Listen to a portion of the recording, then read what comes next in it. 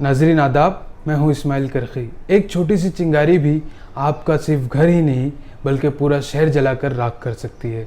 इसलिए हमेशा हर उस चीज़ से सतर्क और चालाक रहें जो हज़ार्डस हो, यानी जिसमें चांस ऑफ रिस्क हो।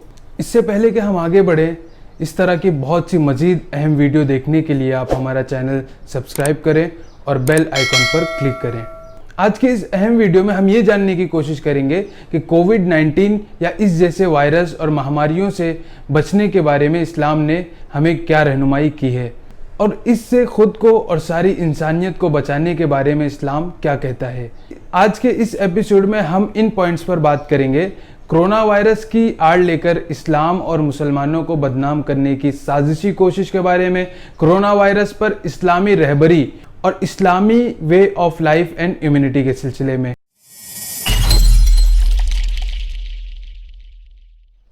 कोरोना वायरस का नाम जब कभी भी सुनाई देता है तो सबसे पहले हमारे जहन में लॉकडाउन, बाजारों में भयानक मंदी, कर्जों में डूबे बेहाल किसान, अस्पतालों की लापरवाही की वजह से दम तोड़ते मरीज, भुखमरी के शिकार लोग, रोते बिलखते और परेशान लोग जिनकी नौकरियां छीन गई हैं और जिनके कारोबार ठप हो गए हैं, गर्दिश करने लगते हैं। लेकिन मुझे इन सब के अलावा भी बहुत कुछ याद आने लगता है, और वो है कोरोना की आड़ में इस्लाम और मुसलमानों को बदनाम करने की नाकाम कोशिश।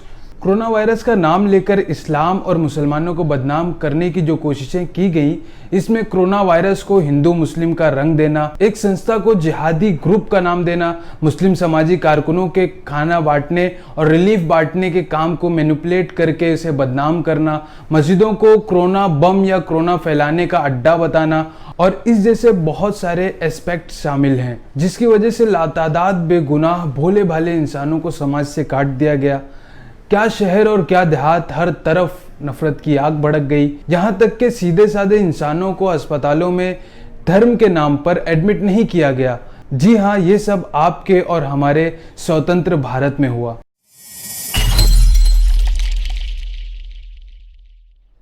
लेकिन सच तो ये है कि कोरोना से निपटने के लिए जितने भी तरीके अपनाए गए और इसके अलावा और भी बहुत सारे तरीके ऐसे हैं जो हमें इस्लाम सिखाता है, जो इस महामारी से निपटने के लिए बहुत ही कारगर हैं। हमारे दीन ने इन सब को बहुत ही पहले बयान किया है। चलिए मैं आपको बताता हूँ। डॉक्टरों ने सफाई सुथराई को इस वायरस से बचने के लिए सबसे अहम करार दिया है। याद रहे, इस्लाम में हमेशा सफाई सुथराई पर जोर दिया गया है। कुरान की एक आयत है कि बेशक अल्लाह गुनाहों से तौबा करने वाले और पाक साफ रहने वालों से मोहब्बत करता है। वहीं पैगंबर मोहम्मद सल्लल्लाहु अलैहि वसल्लम ने सफाई को आधा ईमान करार दिया है। इसीलिए दिन में 5 मरतबा की फ़र्ज नमाजों में वज़ू को नहायत ज़रूरी करार दिया गया है, जिसमें बॉडी के तमाम विजिबल पार्ट्स जैसे नाक, कान, मुंह, हाथ पैर वगैरह को 3-3 मरतबा धुला जाता है, जिससे इंसान एक तरह से सारे जर्म और बैक्टीरिया से महफूज हो जाता है। और पैगंबर मोहम्मद सल्लल्लाहु अलैहि वसल्लम ने यह भी फरमाया कि हमेशा बावज़ू रहा करो, यानी हमेशा अंदर से गुनाहों से पाक और बाहर से जर्म्स और बैक्टीरिया से साफ रहा करो, पाक रहा करो। वज़ू के फ़ायदे और इसके हेल्थ बेनिफिट्स इतने ज़्यादा हैं कि इनको अगर हम गिनने बैठें तो एक अलग से वीडियो बनानी पड़ेगी, जो इंशाल्लाह हम ज़रूर आपके सामने जल्द ही लेकर हाजिर होंगे। जब सारी दुनिया को मुंह की सफाई का पता नहीं था, उस वक्त इस्लाम ने मिसवाक को एक सुन्नत करार दिया। हर नमाज से पहले, सोने से पहले, सोकर उठने के बाद, कुछ भी खाने के बाद या मुँह का टेस्ट बदल जाने के वक्त मिसवाक करना सुन्नत है। फिर कुछ भी खाने से पहले या सोकर उठने के बाद हाथों का धोना पैगंबर मोहम्मद सल्लल्लाहु अलैहि वसल्लम का तरीका है, जिसे इस्लाम में नहायत अहमियत हासिल है, और मोहम्मद सल्लल्लाहु अलैहि वसल्लम ने मुसलमानों को भी ये करने का हुक्म दिया है। कोरोना वायरस के चलते सारी दुनिया में ट्रैवलिंग बंद कर दी गई। क्या आपको मालूम है कि 1400 साल पहले ही पैगंबर मोहम्मद सल्लल्लाहु अलैहि वसल्लम ने हुक्म दिया था कि अगर तुम्हें पता चले कि किसी शहर में कोई बीमारी फैल गई है, कोई वबा फैल गई है, तो वहाँ मत जाओ, और अगर तुम्हारे इलाकों में फैल जाए तो तुम दूसरों के इलाके में मत जाओ। सभी बाजार और धार्मिक स्थान बंद करना भी इस्लाम से ही लिया गया है। पैगंबर मोहम्मद सल्लल्लाहु अलैहि वसल्लम के हुक्म के मुताबिक जब जान का खतरा हो या कोई कुदरती आफत या फसादात भड़क उठें तो घरों में ही नमाज पढ़ना ज़्यादा बेहतर बताया गया है। जहाँ तक सोशल डिस्टेंसिंग का सवाल है तो पैगंबर मोहम्मद सल्लल्लाहु अलैहि वसल्लम ने फरमाया कि कोड़ी से इस तरह दूर भागो जैसे शेर से। लेकिन नबी आखिर ज़मा को अंदाज़ा था कि लोग कच्चे अकीदे के हैं और छुआछूत में पड़ सकते हैं, लिहाजा ये भी कहा कि छुआछूत की इस्लाम में کوئی گنجائش نہیں, کوئی جگہ نہیں. مطلب یہ ہوا کہ اگر کوئی وبا پھیل جائے تو احتیاط کرنا لازم ہے, لیکن یہ سوچنا کہ بیماری کے قریب جانے سے بیماری ہمیں بھی لگ جائے گی, یہ نہایت غلط سوچ ہے. اس بارے میں مزید جاننے کے لیے ہم مفتی نثار قاسمی صاحب سے بات کریں گے. تو آئیے دوستو مفتی صاحب کے پاس چلتے ہیں. السلام علیکم مفتی صاحب, آپ سے درخواست ہے کہ کرونا وائرس کے کنٹیجیس ہونے اور سوشل ڈسٹینسنگ کے سلسلے میں اسلام کیا رہنمائی کرتا ہے, اس بارے میں ہمارے ناظرین کو بھی بتائیں. وعلیکم السلام ورحمۃ اللہ وبرکاتہ. اسماعیل کرخی صاحب, یہ میری سعادت مندی ہے کہ آپ نے مجھے اس اہم موقع پر کرونا وائرس سے متعلق اسلامی تعلیمات کے بارے میں کچھ گزارش کرنے کا موقع فراہم کیا. سب سے پہلے یہ بات جاننا ضروری ہے کہ اسلام ہمیں ہر حال میں ہر طریقے سے پروٹیکٹ کرتا ہے, ہماری ہیلتھ کو بھی پروٹیکٹ کرتا ہے اور ہمارے ایمان کی بھی حفاظت کرتا ہے. آئیے اب ہم ایک بہت ہی شاندار حدیث کے ذریعے کورونا وائرس کے کنٹیجس ہونے اور سوشل ڈسٹینسنگ کے اسلامی حکم کے بارے میں جاننے کی کوشش کریں گے. میں آپ کو بخاری شریف کی ایک حدیث پڑھ کر سناتا ہوں. عن ابی ہریرہ رضی اللہ عنہ قال قال رسول اللہ صلی اللہ علیہ وسلم لا عدوى ولا طیرة ولا ہامة ولا صفر وفر من المجذوم فرارك من الاسد. رواہ البخاری. اس کا ترجمہ یہ ہے, لا عدوى, کوئی ایک بیماری دوسرے کو نہیں لگتی, یعنی بیماری متعدی نہیں ہوتی, یعنی بیماری کنٹیجس نہیں ہوتی. ولا طیرة, اور کوئی چیز پنوتی نحوست نہیں ہوتی. لا عدوى یعنی کوئی ایک مریض سے کسی دوسرے انسان کو نہیں لگتا, منتقل نہیں ہوتا. ہاں بیماری دوسرے انسان کو لگ تو سکتی ہے لیکن وہ اللہ کے حکم اور اس کی قدرت سے لگتی ہے. ولا طیرة, طیرہ کہتے ہیں نیک فال یا بد فالی لینے کو, یعنی کوئی مہورت کے اچھا ہونے کو یا کسی وقت کے خراب اور پنوتی ہونے کو. زمانے جاہلیت میں یہ ہوتا تھا کہ عرب جب کسی سفر پر نکلنے کا ارادہ کرتے تو گھر سے نکلتے اور دیکھتے آسمان میں پرندے کس طرف اڑ رہے ہیں. اگر پرندے ان کے دائیں طرف اڑتے تو وہ یہ سمجھتے کہ یہ وقت ہمارے سفر پر جانے کا اچھا ہے, اور اگر پرندے ان کے بائیں ہاتھ کی طرف اڑتے تو وہ اس سے بدفالی لیتے, اس وقت کو پنوتی سمجھتے اور سفر کو کینسل کر دیتے. ایسے ہی ہاما اور سفر بھی ہے. اس کے بعد اللہ کے نبی صلی اللہ علیہ وسلم نے حدیث کے آخری ٹکڑے میں یہ فرمایا کہ کوڑھی کے مریض سے ایسے بھاگو جیسے آپ شیر سے بھاگتے ہو. دیکھیے حدیث کے پہلے ٹکڑے میں ہمارے نبی صلی اللہ علیہ وسلم نے یہ کہا کہ کوئی بیماری بیمار سے دوسرے کو نہیں لگتی, اور دوسرے آخری ٹکڑے میں یہ فرما رہے ہیں کہ کوڑھی کے مریض سے ایسے بھاگو جیسے تم شیر سے بھاگتے ہو. تو جب بیماری ایک سے دوسرے کو لگتی نہیں ہے تو بھاگنے کا حکم کیوں دیا؟ دراصل یہ بہت ہی شاندار طریقے سے ہمارے ایمان کی حفاظت کی ایک شکل ہے. اس کا مطلب یہ ہے کہ آپ کوڑی کے قریب مت جاؤ. ہمارے نبی صلی اللہ علیہ وسلم نے یہ نہیں کہا کہ کوڑی کی مدد مت کرو, کوڑی کا ساتھ مت دو, اس کو سماج سے بائیکاٹ کر دو, یہ نہیں کہا. صرف یہ کہا کہ اس سے بھاگو, یعنی اس کے قریب مت جاؤ. کیونکہ اگر آپ کوڑی کے قریب جاتے ہو اور اللہ کے حکم سے آپ کو وہ بیماری ہو جاتی ہے تو شیطان آپ کے ایمان سے کھلواڑ کر سکتا ہے, اور شیطان آپ کے دل میں یہ بات ڈال سکتا ہے کہ تم اس کے پاس گئے تھے اس لیے تمہیں بیماری ہو گئی.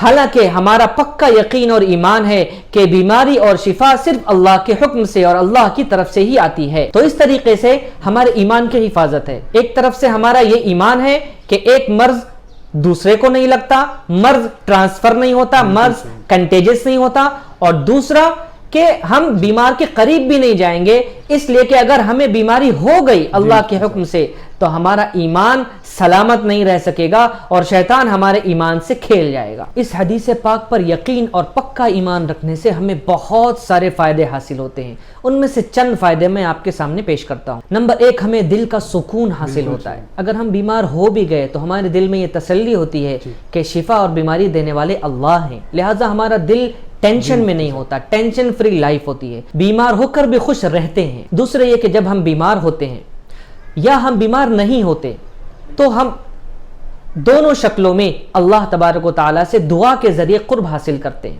اگر ہمیں بیماری نہیں لگی تو ہم اللہ سے یہ دعا کریں گے کہ اللہ آپ کا لاکھ لاکھ شکر ہے کہ آپ نے ہمیں اس مہلک بیماری سے, کورونا جیسی بیماری سے بچا لیا.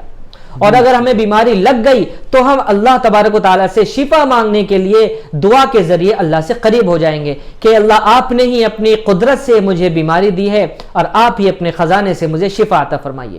تو دونوں ہی صورتوں میں ہمیں اللہ سے دعا کے ذریعے قربت حاصل ہوتی ہے۔ نمبر 3، ایسے نازک حالات میں ہم اپنوں سے منہ موڑنے کے بجائے ان کا ساتھ دینے والے بنتے ہیں، کیونکہ ہمارا یقین ہے کہ بیماری اللہ کی طرف سے آتی ہے اور شفا اللہ کی طرف سے آتی ہے، لہٰذا ہم اپنے رشتہ داروں کا، اپنے دوستوں کا، اپنے محلے والوں کا ان کی بیماری میں ساتھ کیوں چھوڑیں؟ اور سب سے بڑا فائدہ، بہت بڑا فائدہ یہ ہوتا ہے کہ ہم زندگی سے ہار مان کر خودکشی کرنے کے بارے میں کبھی نہیں سوچتے۔ آپ نے بہت سارے لوگوں کو دیکھا ہوگا، بہت سارے کسانوں نے زندگی سے ہار مان کر خودکشی کی، بہت سارے اسٹوڈنٹس نے اچھے مارکس نہ ملنے کی وجہ سے خودکشی کر لی، لیکن اسلام میں نا امیدی نہیں ہے۔ اسلام میں ہر فیصلہ، یہ کتنی خوبصورت بات ہے اسلام کی کہ یہ ہر فیصلے کو اللہ کی طرف لے جاتا ہے۔ ہم مایوس نہیں ہوں گے زندگی سے اور خودکشی کے بارے میں تو سوچ بھی نہیں سکتے، اور پھر آخر میں ہم اللہ کا شکر ادا کر کے اللہ کے مقرب بندوں میں شامل ہو جائیں گے۔ دیکھیے یہ کہنا بہت آسان ہے، آپ یہ سوچ سکتے ہیں کہ مفتی صاحب آپ تو بیٹھ کر بیان دے رہے ہیں، لیکن میں بیمار ہوں، مجھے پتا ہے کیا حالت ہوتی ہے کورونا میں۔ بالکل یقین ہے، مجھے کورونا کی سفرنگ کا احساس نہیں ہے، اس کی تکلیف کا احساس نہیں ہے، لیکن میرے پاس ایک بہت ہی شاندار تھیوری ہے جس کے ذریعے آپ کا دل بھی مطمئن ہو جائے گا، وہ یہ کہ آپ شکر کرنے والوں میں بنیے۔ دیکھیے، سوچئے، اگر آپ کو کورونا ہوا ہے تو کیا آپ کی جان سلامت نہیں ہے؟ کیا آپ کی آنکھیں سلامت نہیں ہیں؟ کیا آپ کی ناک، آپ کے منہ، آپ کے کان سلامت نہیں ہیں؟ کیا آپ اپنی زبان سے اللہ کا نام نہیں لے سکتے ہیں؟ یہ ساری وہ نعمتیں ہیں جن پر ہم اللہ کا شکر ادا کر سکتے ہیں، اور اگر ہمیں بیماری نہیں ہوئی تو پھر تو ہر حال میں اللہ کا شکر ہی ادا کرنا ہے۔ مجھے امید ہے اسماعیل کرخی صاحب کہ آپ کے سوالوں کا اطمینان بخش جواب اللہ نے مجھ سے دلوا دیا۔ اجازت چاہتا ہوں، پھر کبھی یاد کیجیے گا۔ السلام علیکم ورحمۃ اللہ وبرکاتہ۔ مفتی صاحب آپ کے قیمتی وقت کے لیے شکریہ۔ ناظرین، بات بالکل صاف ہو گئی ہے۔ آپ سوچ سکتے ہیں کہ جب بیماری ایک دوسرے سے نہیں پھیلتی تو پھر سوشل ڈسٹینسنگ کا کیا مطلب؟ دراصل اسلامی عقیدے کے مطابق بیماری کا لگنا یا نہ لگنا خدا کی قدرت ہے۔ اگر آپ سوچنے لگیں کہ فلاں بیمار ہے، میں اس کے قریب جاؤں گا تو بیماری مجھے بھی لگ جائے گی، یا یہ کہ نہ جانے میں کس کس کے پاس گیا تھا، کہیں مجھے بھی تو بیماری نہیں لگ گئی، تو یہ سوچ ہماری مینٹل ہیلتھ پر نیگیٹو اثر ڈالے گی، اور پھر ایسے میں خود گھر کے لوگ بھی اپنے ہی مریضوں سے دور بھاگنا شروع کر دیں گے، جس کی بہت ساری مثالیں ہم نے اس پینڈیمک میں دیکھی۔ لیکن اس یقین کے ساتھ ہمیں احتیاط کرنا ہے کہ بیماری خود نہیں لگ سکتی، بلکہ جیسا کہ مفتی صاحب نے ایکسپلین کیا کہ بیماری اللہ کے حکم سے لگتی ہے یا لگ سکتی ہے، کیونکہ یہ سوچ ہماری مینٹل ہیلتھ کو بوسٹ کرے گی اور ہمارے ایمان کی حفاظت بھی کرے گی۔ دراصل خدا ہمیں آزماتا ہے کہ ہم کتنا صبر کرتے ہیں، اور جو جتنا صبر کرتا ہے اسے اتنا ہی نوازتا ہے۔ سائنٹیفک لحاظ سے بھی یہ بات ثابت ہے کہ ضروری نہیں کہ بیمار کے قریب جانے سے بیماری ہمیں بھی لگ جائے۔